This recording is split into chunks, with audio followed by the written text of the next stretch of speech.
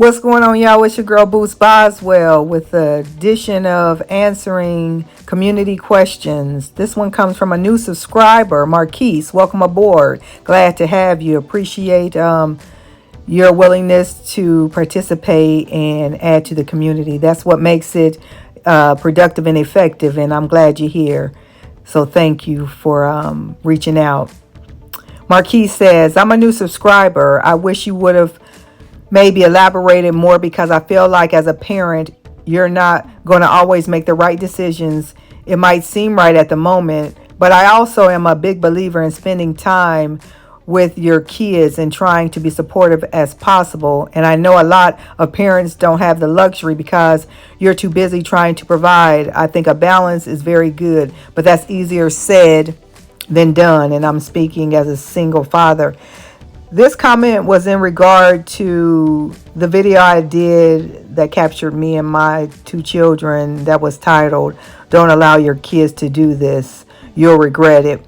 And the focus was not to allow your children to manipulate you, but I owned an impact that I believe and I know I had on my kids' life because when they were growing up, which they're young adults now, I spent a lot of my time at work.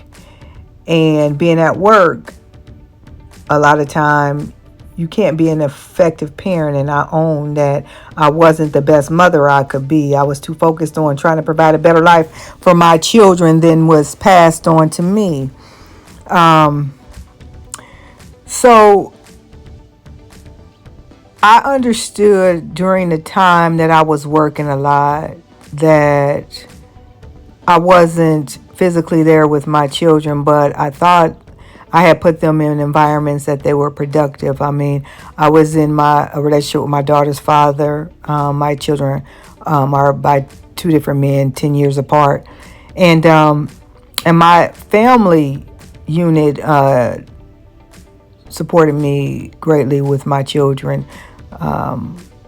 When I was single with just my son, my mother stayed with me, and she helped a lot with my son and raising and rearing him.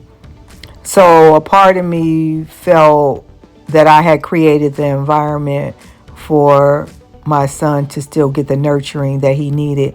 But ultimately, they still suffer and they pay a price because there's nothing like the parent. I mean, these are the children that I had. So there's a level of responsibility that nobody else can replace. And even if it is family, fast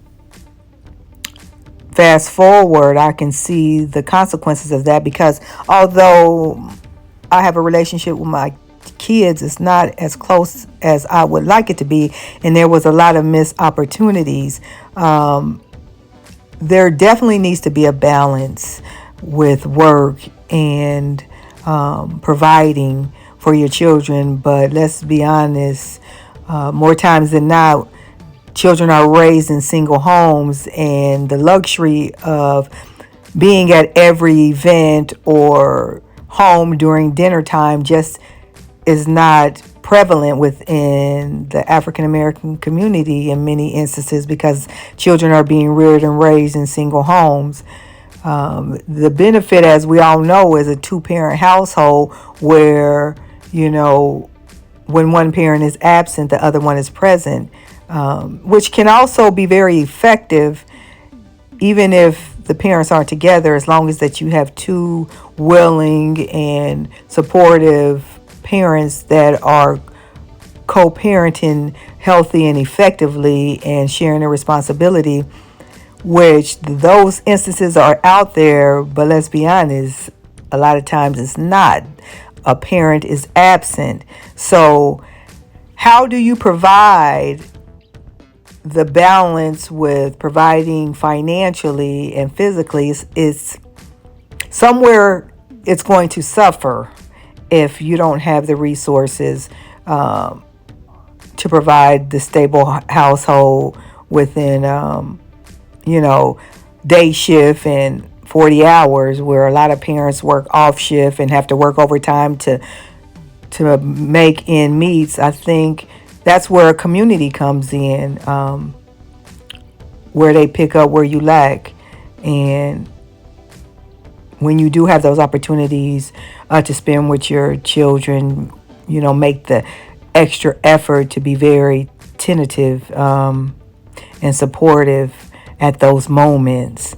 But it all goes back to being very careful and mature and wise in making the decision of who to have children with and when to have children, because they suffer with the aftermath of our bad decisions, bad parenting, and then it's just a domino effect that's passed on from one generation to the next. Children deserve to have a balanced, healthy life, and fast forward 20 years is still very relevant of parents not being as active and supportive as children need to be, and being that this is a different society and a culture that these children are born into, where the internet and social media and electronics is defining and developing the character and the mindsets of these younger generations. Children need their parents more times than not to have that balance, but also have a watchful eye on what's going on. Like they say, if I knew then what I know now, things would be different. I was young. I had my first child at 20 and my second one at 30. Obviously, 30, I was more mature, more financially stable. Was able to raise my daughter with her father together for the first almost 5 years of her life. And then we separated, but I was wiser, and he has been and continues to be very active in her life. When I moved to the East Coast, my daughter actually stayed in the Midwest, and her father raised her for the second half of her life because she didn't want to come with me, and he was very effective in doing that. But I was very, very mindful and aware of the second time around who to have a child with. It was never about financial, because my son's father is financially stable, very stable in our community, because they're prominent people. But as a parent, he lacked emotionally, and all he provided was financial support and no rearing or guidance or discipline that a young man needs. So there was a lot of lessons learned there. I thought he was a great choice, number one, because I was young and he was my first love, but he had a lot of financial resources, and I thought if nothing else, my child would benefit from that, and in the end, he didn't. So to be fair to these children, we have to be very mindful and very intentional on who we have children with.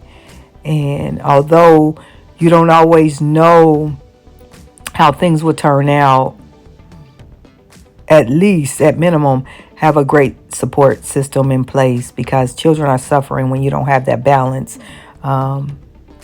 I speak about the mental health of the younger generations a lot on this platform because it's concerning. I have a millennial and I have a Gen Z child, and Gen Z, which is the youngest generation, is suffering from depression, anxiety, and suicide. Their coping skills, the way that they were raised behind computers instead of present with touch and interaction physically, is very impactful, and it alters development emotionally and psychologically. And I think not enough emphasis is being put on that. But definitely, I think parents, when they're in a situation, when they're single, they have to set aside the luxuries of what they need and make sure that they attend to their children's needs. And this has nothing to do with self-care. I speak about self-care in the aspect of you have to take care of yourself in order to be the best person that you can be for your children and your family. I say luxury because a lot of parents, they aren't as attentive with their children because it's things that they want to do that's just not as important. And when you are a single parent, and you're not available to be there with your children at critical times and at all the times, then those luxuries take a back seat, and you try to make up for some of that with spending that extra time with them. And when you're not there, to ensure that if the other parent isn't available or aren't mentally stable and not a good environment for the child to interact in, then your community, your family, friends, your neighborhoods and programs really will play critical parts to kind of help navigate that. But you got to be very aware and do your due diligence to understand those resources and those support systems outside of your home, because we live in a different time, as we know. I hope that answered your question.